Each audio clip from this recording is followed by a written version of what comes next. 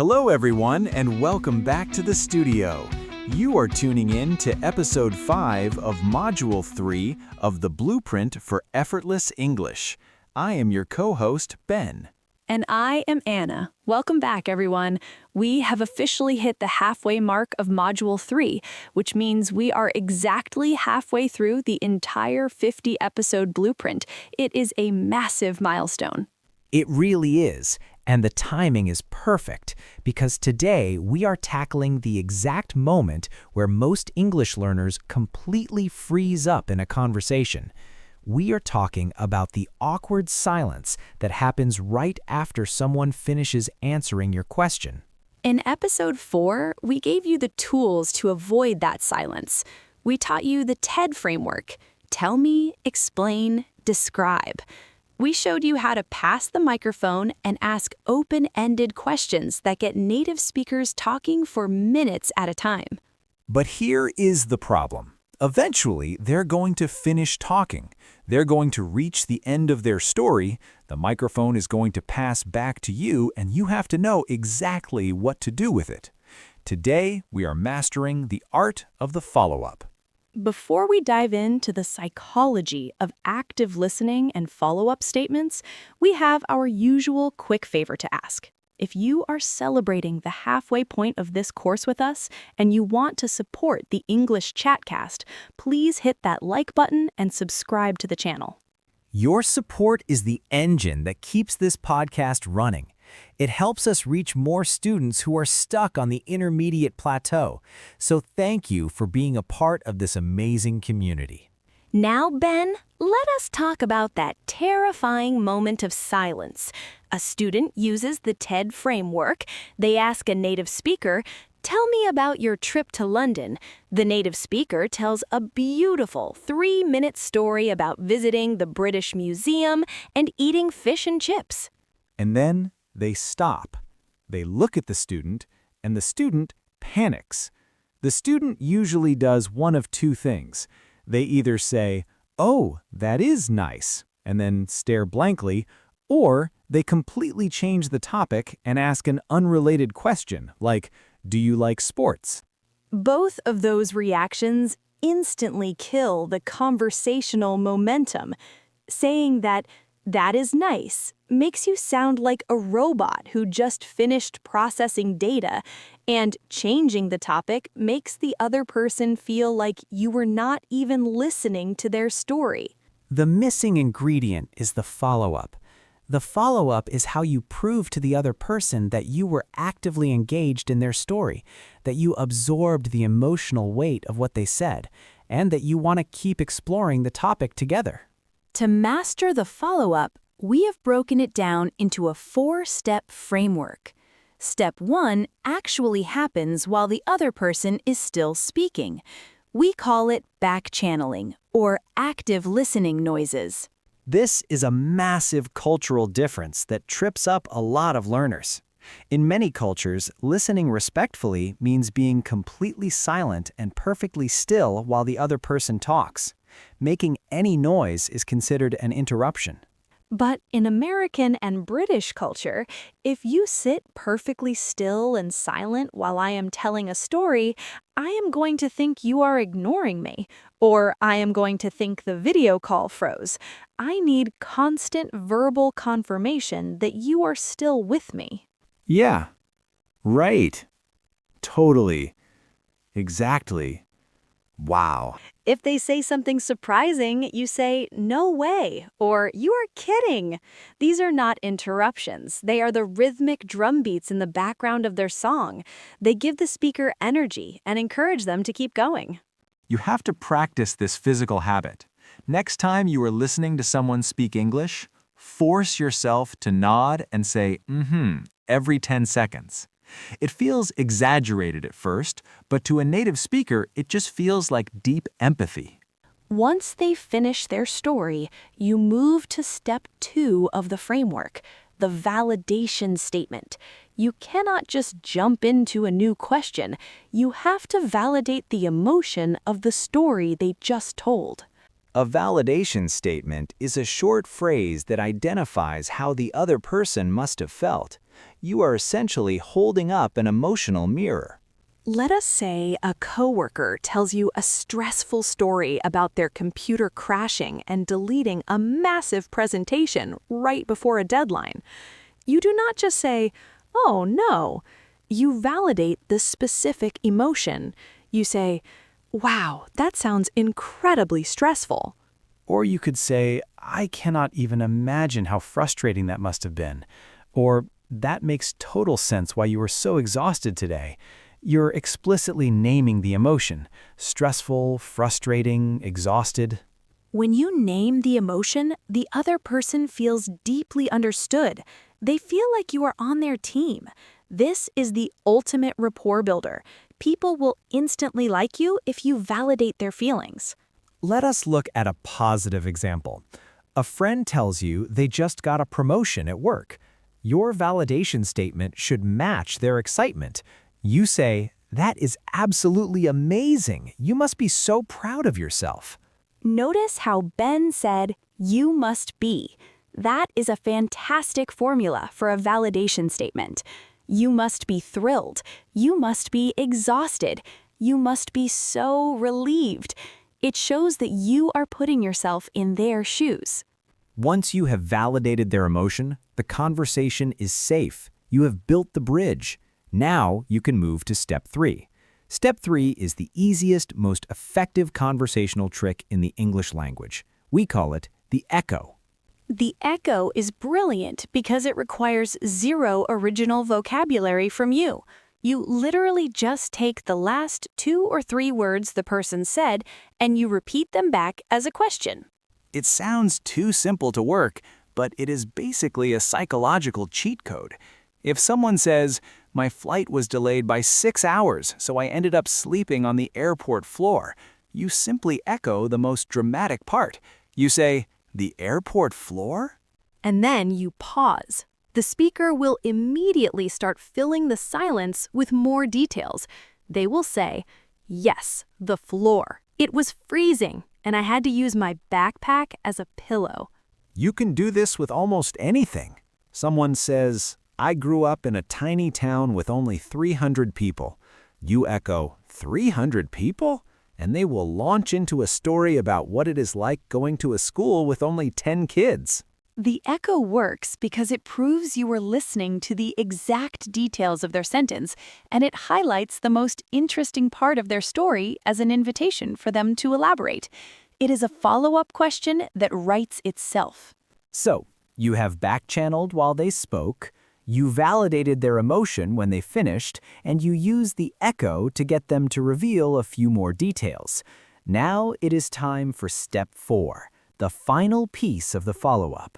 Step 4 is the relatable link. This is where you finally bring yourself back into the conversation.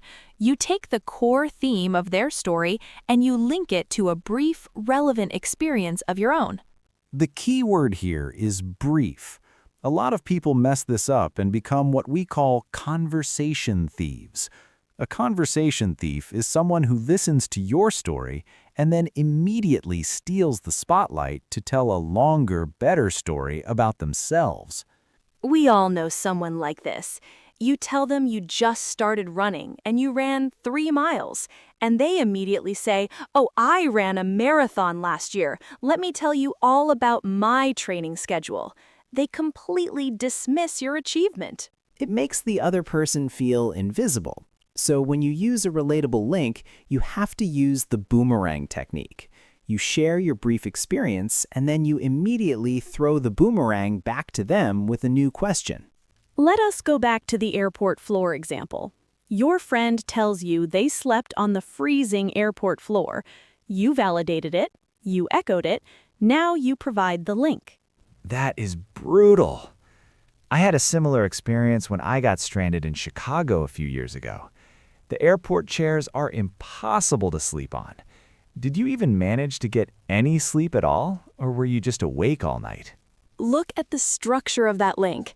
Ben acknowledged the theme, which is getting stranded at an airport. He shared his one-sentence story about Chicago to prove he relates to the pain.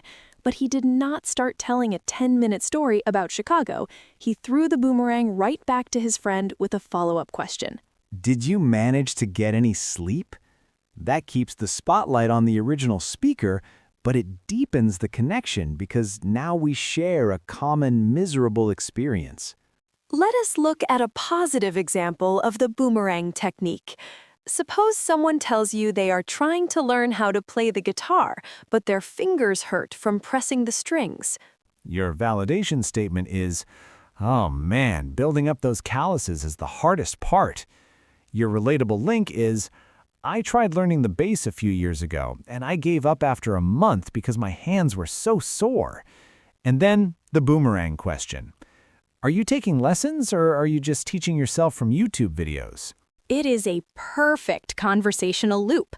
Validation, link, boomerang question. It makes the conversation feel incredibly balanced. It is not an interrogation, and it is not a monologue. It is a dance. Let us demonstrate this entire 4-step framework in real time. Anna and I are going to do a role play. I am going to tell Anna a story about a recent hiking trip back in Colorado. Anna is going to use backchanneling, validation, the echo, and a relatable link with a boomerang question. All right, I am ready. Hit me with the story. So last weekend, I decided to drive up to the mountains to do this hike I have been wanting to do all summer. The weather forecast looked totally clear, so I just packed a light jacket and some water. Right. But about 2 miles up the trail, the temperature suddenly dropped, like a massive drop. The sky turned completely black, and out of nowhere, it just started hailing. Massive chunks of ice. No way. Yeah, it was crazy. There were no trees for cover, so I basically had to hide under this tiny rock ledge for 45 minutes while the hail just hammered the ground around me. I was completely freezing. Under a rock ledge? Literally just a rock sticking out of the dirt. I had to curl up into a ball just to keep my head from getting hit. Wow, Ben, that sounds absolutely terrifying.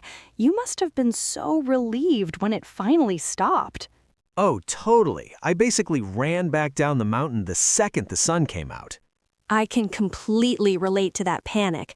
I got caught in a massive flash flood warning while driving through the desert out here in California a few years ago, and this sudden change in weather is just so disorienting. Did that experience make you want to start carrying more emergency gear in your backpack? And scene. That was absolutely textbook. Anna executed every single step flawlessly. Let us break it down for the listeners. While Ben was talking, I was backchanneling. I used words like right and no way to encourage him to keep telling the story. Then she deployed the echo. I mentioned hiding under a tiny rock ledge, and she just repeated it back to me. Under a rock ledge? That invited me to add more color to the story, so I explained how I had to curl up into a ball. After the story reached its natural conclusion, I validated the emotion. I said, "That sounds absolutely terrifying, and you must have been so relieved." I named the exact feelings he was describing. Then she hit me with the relatable link. She briefly mentioned a sudden weather change she experienced in the desert in California. She proved that she understood the specific fear of unpredictable weather. But I did not steal the spotlight. I did not spend 5 minutes talking about the California desert. I immediately threw the boomerang back to Ben with a highly specific follow-up question. I asked if the experience changed how he packs his emergency gear. Which is a brilliant question, because it seamlessly transitions the conversation from a story about the past into a discussion about present habits. The engine just keeps running, smoother than ever. When you use this framework, you become the kind of person that everyone wants to talk to. You become a conversational magnet. People will seek you out at parties and in the office because you make them feel incredibly interesting and completely understood.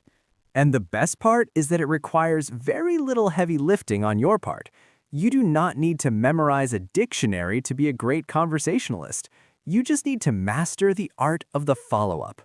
Which brings us to your mission for Episode 5. We want you to practice the easiest and most effective tool we taught you today. Your homework for this week is the Echo Challenge. Over the next 3 days, in any conversation you have, whether it is in English or your native language, I want you to intentionally use the echo technique at least 3 times. When someone finishes a sentence, take the most interesting 2 or 3 words they said and repeat them back as a question. Just say the words, raise your intonation, and then embrace the silence. Watch what happens. Watch how quickly the other person jumps in to fill the silence with more details. It feels like magic the first time you do it successfully. After you have deployed the echo 3 times, come down into the comments section of this episode. Give us a field report, tell us the exact words you echoed, and tell us how the other person reacted. We love seeing your conversational victories. You guys are building a set of skills that will absolutely transform your social and professional lives. We have covered so much ground today. We tackled backchanneling, validation, echoing, and the Boomerang Technique. Your conversational engine is officially purring. But what happens when the road gets a little bit bumpy? What happens when you are in a group setting? Everyone is talking at once, and you cannot even get a word in to ask a follow-up question. That is exactly what we are covering in our next episode. In Episode 6, we are talking about navigating interruptions. We are going to show you how to politely interrupt a native speaker who is talking too much, and how to defend your own turn to speak when someone tries to cut you off. It is all about conversational assertiveness, and it is a crucial skill for business meetings and large social gatherings. You definitely will not want to miss it. But for today, focus on being the best listener in the room. Validate their emotions, echo their words, and always throw the boomerang back. I am Ben. And I am Anna. If you learned a new way to keep your conversations flowing today, please hit that like button and subscribe to the channel. Let us keep building that toolkit. Until next time, keep practicing, keep listening, and remember, learning English with us is A piece of cake. Thanks for listening, everyone. See you next time on the English Chatcast.